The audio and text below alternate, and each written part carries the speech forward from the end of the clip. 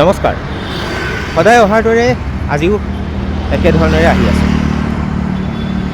খুব ব্যস্ত থাকিব লগা হয়, দিনৰ ভাগত সাংঘাতিক ব্যস্ততাৰে দিনটো পাৰ কৰোঁ আৰু নিজৰ সেই কাৰ্যখিনি কৰি ঘৰমুৱা হওঁ আৰু এনেকৈ অলপ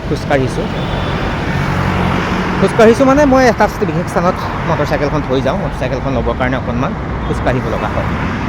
বাৰু যি কি নহওক, আশা কৰিছোঁ আপোনালোক সকলো কুশলে আছে। এটি কথা উনুকিয়াব বিচাৰিম। কথাটো হ'ল কি, আমি সকলোৱে কষ্ট কৰোঁ, কষ্ট কৰিবই লাগিব, কাৰণ কষ্ট নকৰিলে জানো পেটৰ ভাতমুঠি যোগাৰ কৰিব পাৰি। আৰু জীৱনত কষ্ট থাকিবই। আৰু কেতিয়াবা আকৌ এনেকুৱাও হয় যে বহুত কষ্ট কৰাৰ পাছতো আমি ভবা ধৰণেৰে আমি আচলতে সফলতা প্ৰাপ্তিৰ দিশত আগবাঢ়িব নোৱাৰোঁ। সেইটো মিছা কথা নহয়।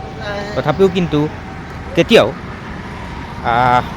এইটো ভাবিব নালাগে যে, বা কেতিয়াও বিমুখ হ'ব নালাগে আচলতে জীৱনটোক লৈ।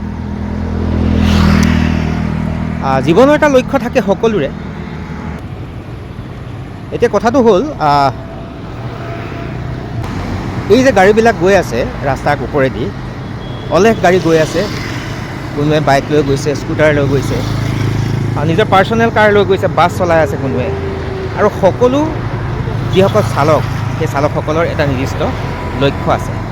কাৰণ কোনোৱে হয়তো নিজৰ বজাৰ কৰিবলৈ গৈছে, কোনোৱে মেডিকেল পাৰপ'জৰ কাৰণে গৈছে, কোনোৱে আকৌ ধৰক ঘৰুৱা বজাৰ এখন কৰিবলৈকে গৈছে।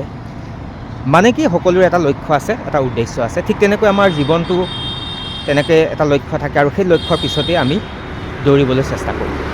আৰু সদায় আচলতে জীৱনৰ লক্ষ্য প্ৰাপ্তিৰ দিশত আগবাঢ়িবলৈ হ'লে কষ্ট কৰিব লাগিব, ত্যাগ স্বীকাৰ কৰিব পাৰিব লাগিব। আৰু আটাইতকৈ ডাঙৰ কথাটো হ'ল সময়ক সঠিকভাৱে ব্যৱহাৰ কৰিব লাগিব। আৰু সঠিক কাৰ্য ব্যৱস্থা, সুচিন্তিত আঁচনিৰে যদি আপুনি অগ্ৰসৰ হ'বলৈ প্ৰয়াস কৰিব, তেতিয়া কিন্তু আপোনাৰ যিমানেই আপুনি আপোনাৰ লক্ষ্য সুউচ্চ কাঞ্চনজংঘাৰ দৰে শিখৰত থাকিলেও আপুনি স্পৰ্শ কৰিবলৈ সক্ষম হ'ব। কিন্তু এটা কথা যে জীৱনৰ লক্ষ্য সদায় সুউচ্চ কাঞ্চনজংঘাৰ দৰে হ'ব লাগে।